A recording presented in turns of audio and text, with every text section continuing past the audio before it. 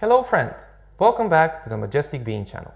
In today's video, we're gonna find out what's the best way to freeze your coffee beans.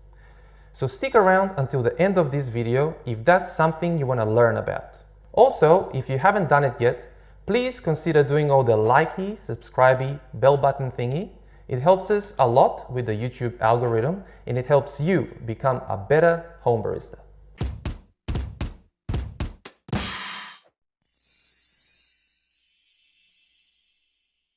Now, I'm not sure if you could see it on my face, but I'm extremely excited about the topic of today's video. For the past couple of months, I've been vacuum sealing and freezing my beans. As a rule of thumb, I've been doing this 5 days after the beans have been roasted. So that way, my coffee tastes good all the time. I feel like I'm getting the most out of my coffee beans, and that makes me extremely happy. But there are a couple of drawbacks when it comes to vacuum sealing and freezing your coffee. First, it's extremely time consuming. It takes me on average between 45 and 60 minutes to finish off a 250 gram bag of coffee. Second, it's very wasteful. A 250 gram bag of coffee gives me around 16 little bags such as this one, and the plastic used for the vacuum sealing is single use. So after I'm done with it, I need to throw it away in the bin. I'm really trying to be an environmentally conscious person and at the same time save some whales in the oceans. So I really don't like the idea of wasting so much plastic. That's why in today's video, I want to find out two things. First, is vacuum sealing necessary? And second, how big of a difference does it make compared to just freezing your coffee beans in the original bag that they came in, but putting all the air out?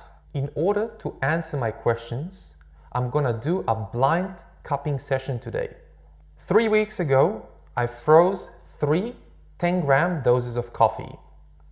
The first dose, I vacuum sealed and froze it. The second dose, I put it in a coffee bag and squeezed all the air out of it. And the third dose is the wild card here. I put it in one of these coffee tins that are very popular nowadays with specialty coffee roasters. And this little coffee tin is supposed to represent a jar or any other type of container that you could find in your kitchen. Basically, you just take your coffee, pop it in a jar and put it in the freezer. The way this video is gonna work is very similar to our brewing water taste comparison. This time though, I'm gonna prepare these coffees for a cupping session, as I mentioned before. After I'm done preparing the coffees, I'm gonna let Madeline mix them up so I don't know which one's which. After she's done, I'm gonna come back and walk and talk through what I'm tasting, and hopefully by the end of this video, we will find out the answers to our original question. I'm very excited to see what happens, so let's get into it.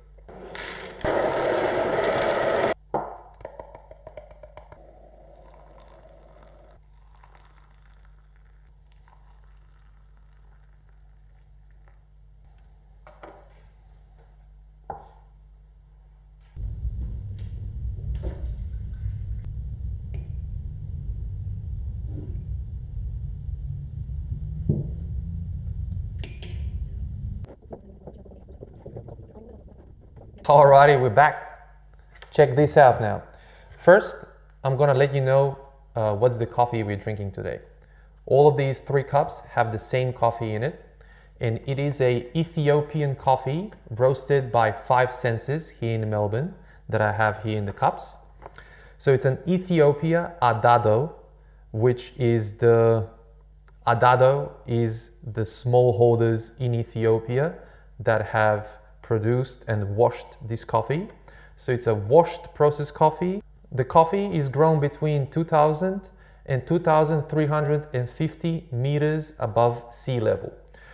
We're expecting tasting notes of a rich marmalade, creamy lemon, and floral bergamot. Now, I already had this coffee, and these 3 doses are the last of this particular bag. This coffee was delicious. I really enjoyed it.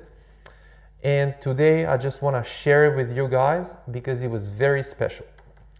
Now, before we do that, if you want to see how a cupping session is prepared, you can check out this link to a video above my head. It was a live stream that we did with me and Valeria around a month or so ago, where we did a cupping session for the first time. It was very cool, so if you want to check that out, click above my head. Let's begin. That was fruity, but with a bit of unpleasant bitterness straight away. That was not nice. I don't like that one. It feels like it has aged. Although it was frozen, it hasn't retained its freshness. That one is perfect. Very well balanced, pleasant acidity, extremely sweet and floral, very delicate. It's something that you literally expect from an Ethiopian coffee that was grown at high elevation. So this one, so far, tastes the best. But they're also, I wouldn't say hot. They are pleasant to drink. I just want to leave them to cool down a bit more. Obviously, I'm going to continue tasting, but I want to see how they taste when they're cold, because cold coffee is very revealing when it comes to its flavors, the tasting notes, the aromas, and so on. So I don't want to be deceived by the coffee's temperature when it's warm. So the coffee has cooled down significantly now, and I have a feeling we can make a decision. I will stick to my initial order, although it seems that these 2 cups here taste better than at the beginning. I still feel they're lacking something compared to this one. So I'm gonna go with this one as the winner. This one still has a bit of that bitterness, whereas this one, although I said it tasted hollow, it does taste more pleasant than this one. So I'm gonna go this one second place, and this one third. All right, so I'm just gonna reveal. I hope I don't need to individually vacuum seal and freeze all my coffees, but let's see if that needs to be done. So this is the tin. So this is basically taking your coffee and putting it in a tin or a jar or whatever and putting it in the freezer. So that's just fucked. All right. Second, bag. So and the worst tasting of them all was the vacuum seal bag. Alrighty friend, I don't know what to say. As you can see, the coffee that was frozen in the tin won this challenge. So that means I don't need to vacuum seal my bags anymore. So if anyone wants a almost brand new vacuum sealer, hit me up. I'll give you a good discount. Hey there, it's me again. I think I have some answers to why the coffee that was vacuum sealed and frozen tasted the worst out of the 3 batches of coffee. What happened is I talked to a guy named Darren, who is a Northern Territory AeroPress champion here in Australia, something like that. Basically, he's a coffee guy that knows what he's talking about. So I talked to him and I asked him, what does he reckon why this happened in our blind cupping session? And what he said is, first he asked me how many days did I leave the coffee to degas before vacuum sealing it and putting it in the freezer. And when I told him that it was only 5 days, he said that that might be the reason why it tasted the worst.